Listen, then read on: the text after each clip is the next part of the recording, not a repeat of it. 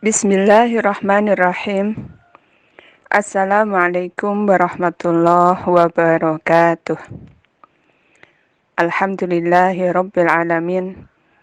Assalatu wassalam ala ashrafil anbiya wal mursalin. Nabiyina Muhammadin sallallahu alaihi wasallam wa ala alihi wa ashabihi ajma'in. Rabbi shrah li sadri wa yassir li amri wahlul 'uqdatam min lisani yafqahu qawli. Rabbi zidni ilma warzuqni fahma. Amin. Bapak Ibu, Kakang Mbak Yu, mahasiswa-mahasiswi Senior School Yogyakarta, Semarang, yang semoga selalu dalam lindungan Allah Subhanahu wa Ta'ala. Alhamdulillah, Allah masih berkenan memberi kita semua kesempatan untuk menyambut, untuk menyongsong bulan Allah yang mulia, yang hanya ada setahun sekali, yaitu bulan Ramadan. Semoga Allah berkenan memberi kita kesempatan untuk menjumpai bulan mulia tersebut. Amin. Bapak Ibu, perlu kita kembali memurnikan hakikat Ramadan. Karena selama ini antara hakikat dan fenomena itu campur aduk. Kemudian kita pada umumnya sulit untuk membedakan mana yang hakikat, yang seharusnya itu kita pegang, dan mana yang itu hanya seremonial, hanya fenomena yang sebenarnya tidak perlu. Dalam menyambut bulan Ramadan, maka yang harus kita persiapkan adalah diri kita. Karena ibadah Ramadan itu berbeda dengan ibadah-ibadah di hari atau di bulan yang lainnya. Ada ibadah yang sifatnya lafziyah, ucapan. Ada ibadah yang sifatnya gerakan, amalan. Ada ibadah yang sifatnya ibadah harta. Ada yang perpaduan antara semuanya. Maka untuk Ramadan ini adalah jenis ibadah yang berbeda dari yang lain-lain. Yang dituntut di Ramadan ini adalah as-shaum, siam, yang mana saum atau siam itu artinya adalah menahan. Jadi banyak hal yang harusnya tidak kita lakukan di bulan Ramadan. Baiklah Bapak Ibu, kemarin saat kita masih diberi kesempatan untuk bertatap muka, sudah mulai kita bahas di beberapa pertemuan yang kaitannya dengan puasa Ramadan. Pagi ini saya hanya ingin sekilas mengingatkan tentang adab puasa. Itu ada dalam buku, nanti bisa dibuka, dibaca sendiri. Dalam buku ini disebutkan adab puasa. Yang pertama adalah sahur, dan hukum sahur ini sunnah. Maka mari kita tempatkan sesuai dengan posisinya dalam Islam. Bahwa sahur itu sunnah hukumnya, kemudian dikatakan seseorang itu sahur itu jika ia mengkonsumsi makanan atau bahkan hanya sekedar minum beberapa teguk atau seteguk air saja itu sudah dikatakan sebagai orang yang sudah melakukan sahur, makan atau minum sahur, dan waktunya itu dari tengah malam sampai subuh. Artinya, jika seseorang berpuasa dan tidak berkesempatan untuk sahur, maka tetap puasanya sah. Kemudian yang kedua itu adalah menyegerakan berbuka, dan itu hukumnya juga sunnah. Kemudian apa saja yang bisa dikatakan sebagai ia sudah menyegerakan berbuka, itu bisa dengan beberapa makanan saja. Kalau di zaman Nabi itu adalah beberapa biji korma, di zaman kita juga bisa kita mengkonsumsi sedikit dari makanan yang sifatnya bisa memberikan energi untuk kita. Kalau tidak ada, maka bisa dengan minum air putih, baik itu segelas atau seteguk saja, maka itu sudah dikatakan ia menyegerakan berbuka. Nah, di sini ketika kita berbahagia dengan hadirnya Ramadan, yang mana di bulan Ramadan itu banyak pahala yang ditawarkan. Jadi waktu-waktu dalam bulan Ramadan itu adalah emas bagi kaum mukminin. Maka hendaknya ketika kita melakukan sunnah itu jangan sampai mengurangi kemuliaan bulan Ramadan tersebut. Untuk menyegerakan berbuka itu hukumnya sunnah. Kemudian bersegera berbuka itu bisa diwujudkan dengan seteguk air atau sebiji makanan. Maka fenomena yang ada saat ini di masyarakat itu seperti apa?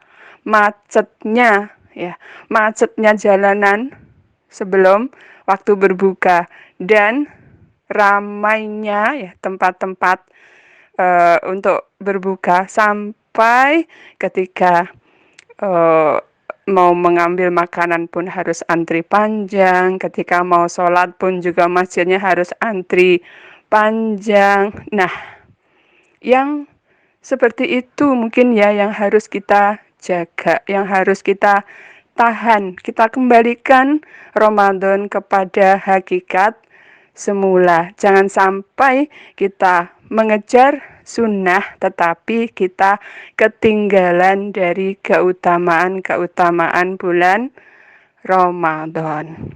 Kemudian di antara adab puasa Ramadan yang nomor 3 itu adalah apa? Doa saat berpuasa dan sebelum berbuka.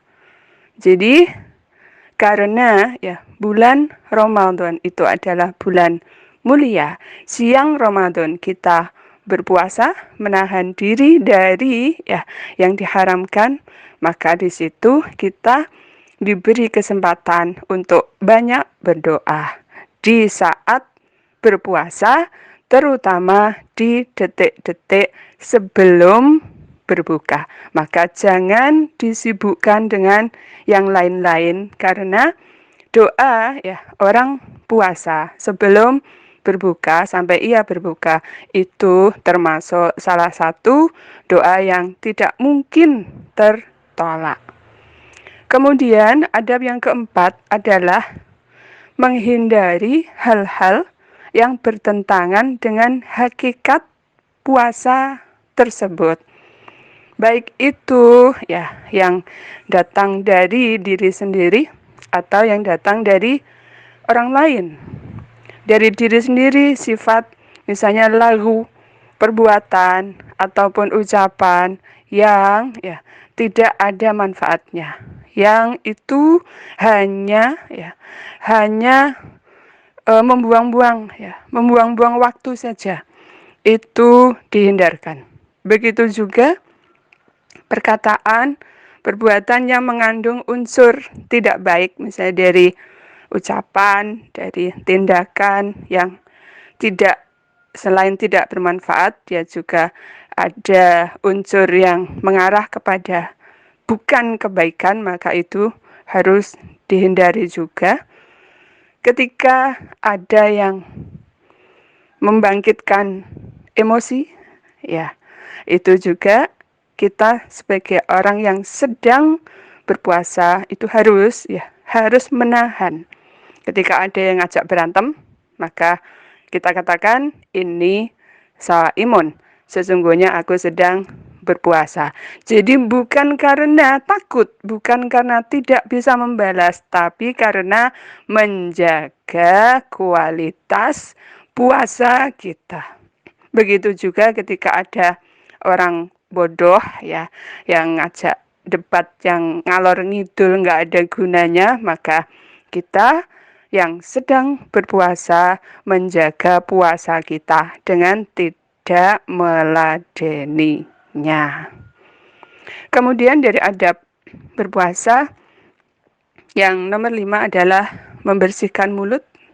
Jadi bukan berarti kalau sedang berpuasa kemudian membiarkan aroma-aroma dari mulut kita yang bisa jadi itu mengganggu kita sendiri maupun mengganggu saudara-saudara kita.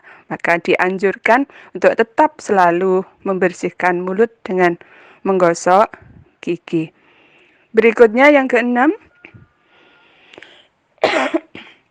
adalah sifat dermawan dan fokus pada pembelajaran atau murojaah Al-Quran. Dan ini yang dicontohkan oleh Nabi kita Muhammad SAW, bahwa Nabi itu punya sifat yang sangat dermawan, dan Nabi akan lebih dermawan lagi di bulan Ramadan. Bahkan diibaratkan dalam hadis itu seperti apa? Karihi al-mursalati, seperti angin yang bertiup. Jadi setiap ada yang datang rezeki dari rezeki, Nabi langsung mengalirkannya. Setiap ada yang datang langsung menyebarkannya, langsung membagikannya kepada orang-orang yang membutuhkan. Sampai diriwayatkan oleh istrinya Aisyah radhiyallahu anha, sampai Nabi itu lupa tidak menyisakan untuk dirinya dan juga untuk keluarganya.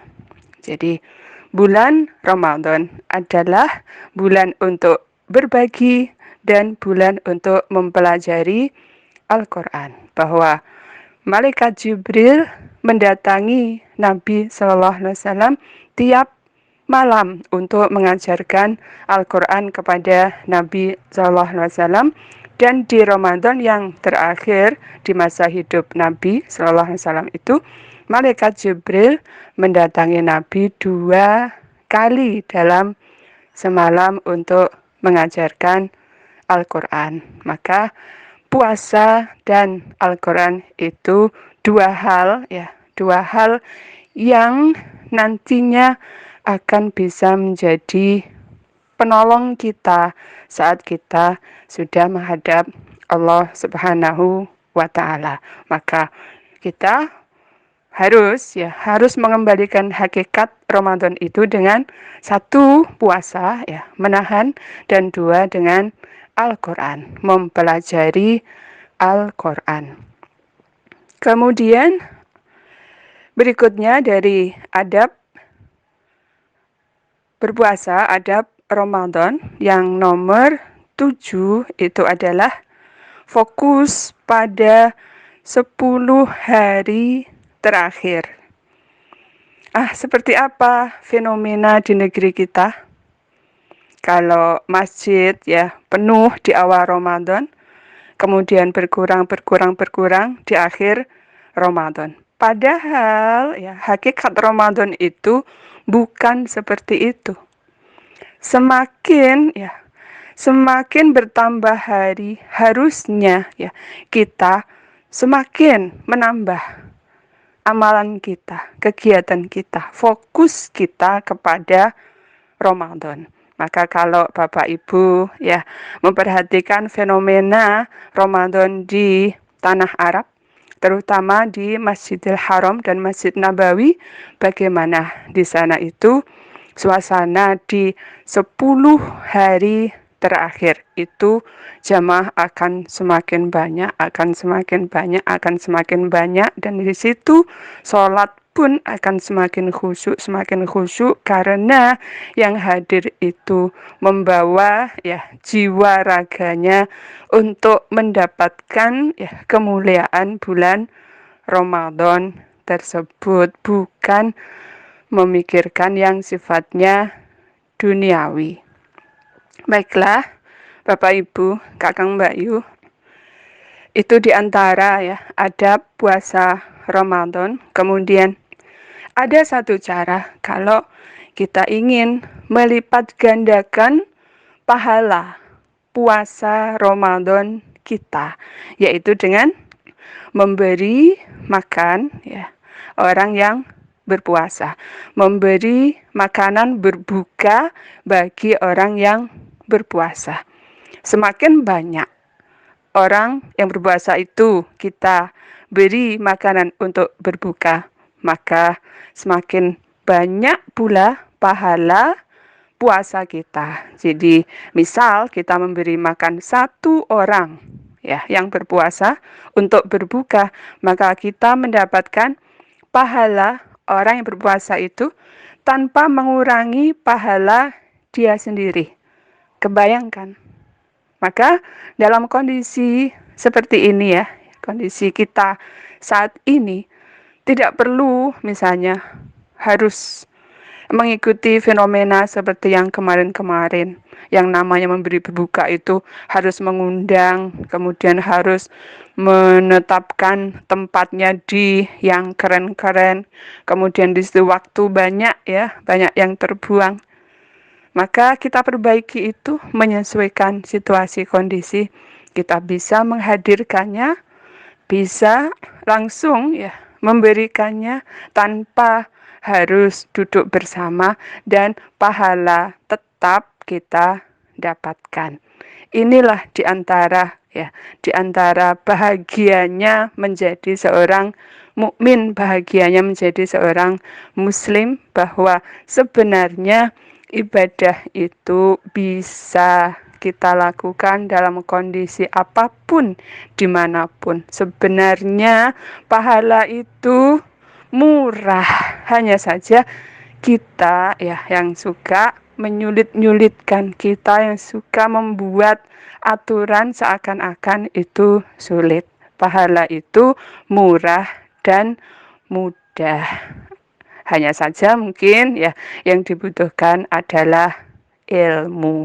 Maka kembali ya kepada kewajiban mencari ilmu ya. Mencari ilmu itu memang harus berlelah-lelah, harus berjam-jam, dan juga harus bersabar menghadapi guru, harus ngadep juga, ngadep buku, ngadep apapun itu ya, Al-Quran, hadis, karena dengan cara seperti itulah kita akan mendapatkan ilmu. Ketika majelis taklim itu diringkas berubah menjadi kultum, maka kultum itu bukan media untuk mencari ilmu. Kultum itu adalah pengingat. Siapa yang butuh diingatkan? Itu adalah orang yang sudah punya ilmunya, bisa jadi mungkin lupa, bisa jadi mungkin tertumpuk dengan yang lainnya, maka perlu diingatkan. Jadi kultum itu sifatnya mengingatkan saja, maka tidak panjang lebar, hanya 7 menit. Akan tetapi mencari ilmu itu butuh waktu yang lama, butuh proses ya yang lama juga, dan juga butuh menahan butuh sabar, ya. Maka dengan seperti itu kita akan mendapatkan ilmunya. Baiklah, Bapak Ibu, Kakang Mbak Yu, ini yang bisa saya sampaikan di kesempatan kita kali ini. Semoga Allah memberi kita kekuatan untuk selalu bisa melakukan berbagai jenis ketaatan yang bisa semakin menjadikan kita dekat kepada Allah, bisa semakin menjadikan kita sebagai pribadi, sebagai mukmin yang sesuai dengan yang Allah harapkan, sesuai dengan yang Allah ridhoi. Ini yang bisa saya sampaikan. Ada kekurangan dan kesalahan, mohon maaf. Saya tutup dengan hamdalah dan doa kafarah majlis. Alhamdulillahirabbil alamin. Subhanakallahumma bihamdika asyhadu an la ilaha illa anta astaghfiruka wa atubu ilaik. Assalamualaikum warahmatullahi wabarakatuh.